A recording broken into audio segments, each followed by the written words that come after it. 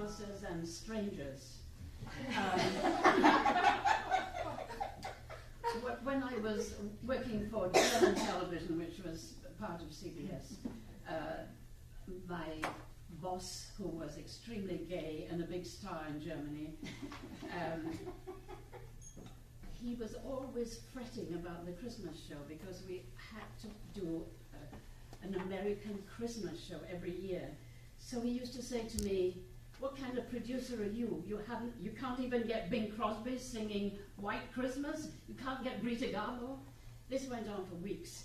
And one day I went to a CBS party and I was talking to the head lawyer, and he said, "Oh my God, I've got to go to the airport because I'm going to California. I have to sign a contract with Bing Crosby." I said, "What? You're going to see Bing Crosby?" I was hysterical. "You're going to actually talk to him?"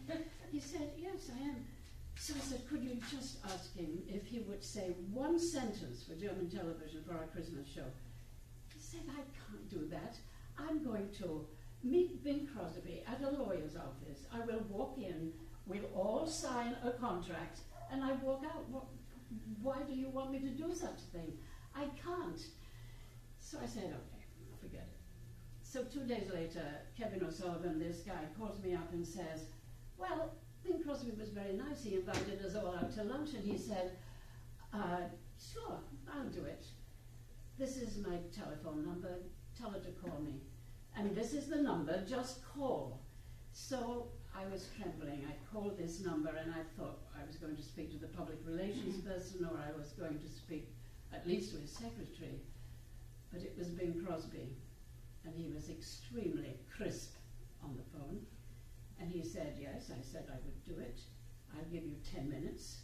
I'm coming to New York on October the 5th, and on October the 6th at 5 o'clock, I'll walk into your studio and give you 10 minutes and walk out. And I'm a professional, I'm never late, and I don't expect you to hold me up in any way." I had to think on my feet. Our studio was very small, so I said, "I'd like you to come to the Waldorf Astoria, to the Cole Porter Suite, and we will have everything decorated for Christmas." I said, "Fine, just make sure you don't keep me waiting." So I said to Werner, "I've got Bing Crosby for a Christmas show." He said, "You silly bitch." So I said, "No, it's really true." And I explained everything, and he said, "Oh my God," everybody was hysterical.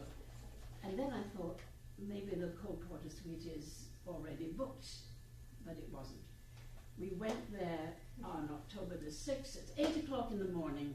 We took an extra crew, we decorated it for Christmas, we had an artificial Christmas tree. I mean, it was absolutely gorgeous. It was as though Father Christmas lived there. And at 5 o'clock we had tea, coffee, sandwiches, cookies, any sort of booze you could ever want, all ready to go. And at 5 o'clock there was a ring at the door, and Werner throws me out of the way, opens the door, and there's a huge workman. He said, "I'm the house electrician. Do you need any help?" Werner said, "No, I do not need any." And he closed the door, but really hard.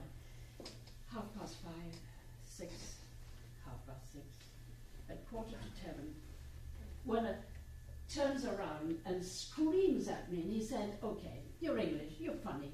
Do you know how much this has cost us? We had to book the suite, we had to spend all this money, we had to get an extra crew, and you're finished."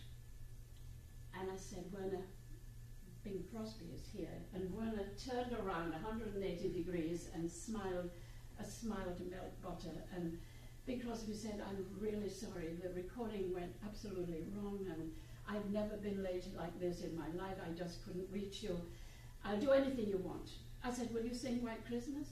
He said, "I would, but I know there's a piano here, but I don't play the piano." So I gave him a drink, and he said, "Well, I have a friend called Joe Bushkin. He's a famous jazz pianist. I'll call him up and see if he can come."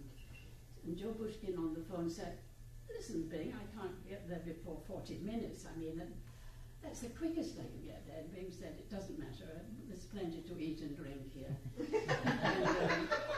and the upshot was that Bing Crosby sang free for German television. They used it for 7 years after that. White Christmas, and holding Werner like this, he sang Stille Nacht, Heilige Nacht, and in German. And then at the end I said, wasn't this outstanding, Werner? He said, well, you didn't get Greta Garbo.